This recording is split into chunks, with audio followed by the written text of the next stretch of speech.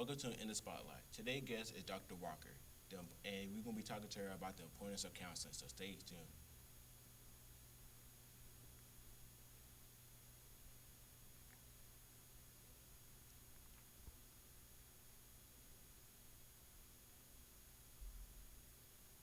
Welcome back. Today's guest is Dr. Walker, who is a part of the Hiram High School counseling team. Dr. Walker has a doctorate degree in professional counseling and supervision from the University of West Georgia. This is her 13-year working in the school system. So, and she constantly giving her all. So, hey, Dr. Walker, thank you for coming. Good morning. Thank you so much for having me. You know, lately I've been having like some school itis and everything, so I really didn't want to go to school today. Oh, I'm so sorry to hear that. I think I have a perfect solution. Next week, I give you permission to stay home every day. You do not have to come to school. Get some rest. That may help. I mean, I'm not just gonna come to school for the whole month. No, just next week.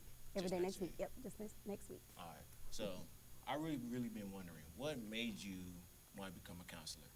So initially, school counseling was not one of my career options. It wasn't something that I was thinking about when I first graduated college. But I started working on my master's in sports administration at Georgia State University. And during that time frame, I was working as an academic advisor for student athletes. And that's when I truly got a feel for, this profession, the academic advising and the counseling, and I truly fell in love with it. So my role there was very similar to what I do here at Hiram. I worked with my student athletes on choosing their courses and discussing their plans for after college, working with them to secure internships and community service opportunities.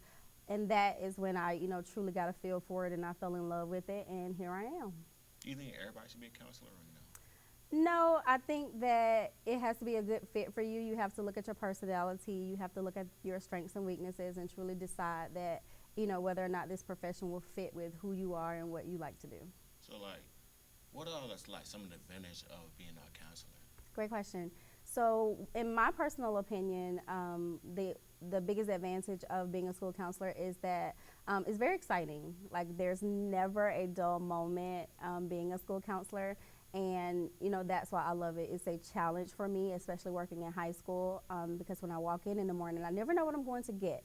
So I love that so much, and I just love it. It's so exciting. Like, do you like it here at Howard High School? I love it here at Hiram. This school year has been one of the best school years I've had in a very long time. I love it here. Like, how much do you love it? I love it so much. I'll be back next year. Oh, you'll be back next year. Yes, I will be So, back like, next year. like many of the students I hear that really admire you, and I'm pretty sure the staff admire you really too. So, like, do you like your students and staff here at Howard High School? The students and staff here at Hiram are the reason why I love Hiram so much. I enjoy talking to my students. I enjoy talking to the staff, and that's everybody here has made my transition to Hiram, to the Paulding County School District, very seamless, and it has been such a pleasure working here at Hiram. So, like, what do you exactly do as a counselor? Great question.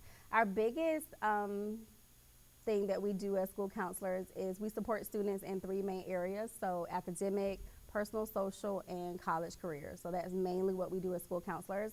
And students should not fear coming to see a counselor or be nervous if they're ever called to the counseling office, because what we do is support them. So if we call you or you come to see us, know that our goal is to help you get to a better place so that you can be successful in school. So, like, when is the perfect time to talk to you and stuff like that? So we have appointments, so you are able to schedule an appointment. But if it's one of those circumstances where it's an emergency, or you feel that you are not in a good place mentally, you are able, as long as you have permission from your teacher, so someone knows where you are, to come by the counseling office to see your counselor without an appointment. Oh, all right. So, like, the school year almost over, and it'll be new seniors next year and everything. So, like, when do you think is the perfect time to apply for scholarships in schools for them? So when it comes to scholarships, my advice for upcoming seniors is to start their research as early as the summer. So I would encourage them to go through. We have a very extensive scholarship list that we keep updated on the Hiram High School counseling page.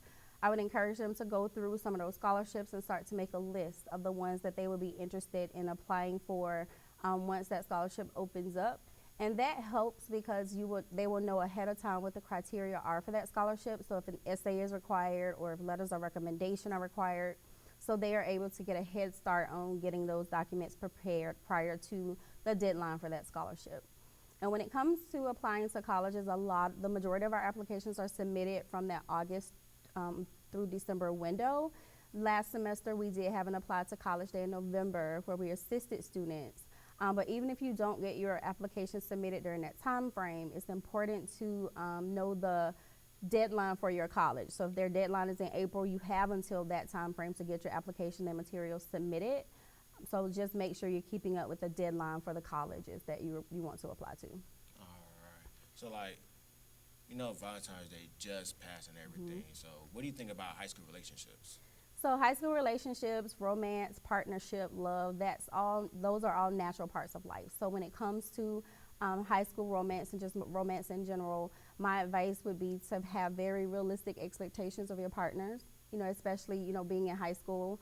Your teenagers, you know, don't expect perfectionism because nobody's perfect. No relationship is perfect. And especially not to judge a relationship based on what you see on social media.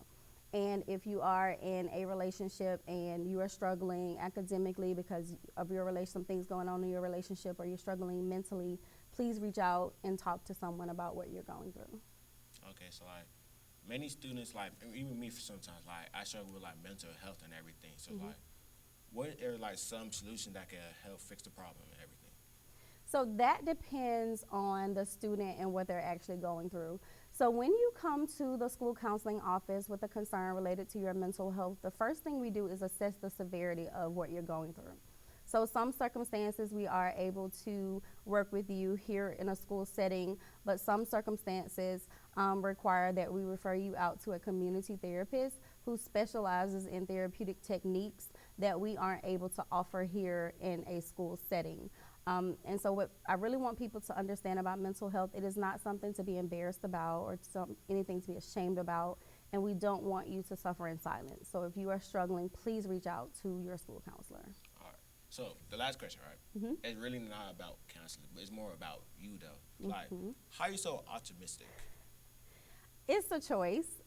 Every morning I wake up, I choose to be optimistic, and what helps me is over the years I've learned a lot about myself. I reflect a lot, I journal, and I've learned to, and I'm human, so I experience the same emotions that everybody else experiences. I am sad, I am frustrated, I get overwhelmed, but what I do is I allow myself to truly feel those emotions. I don't just blow them off, or I don't just ignore them. If I'm sad, I feel that sadness, and I use my coping skills. Sometimes it's something as simple as talking to a friend.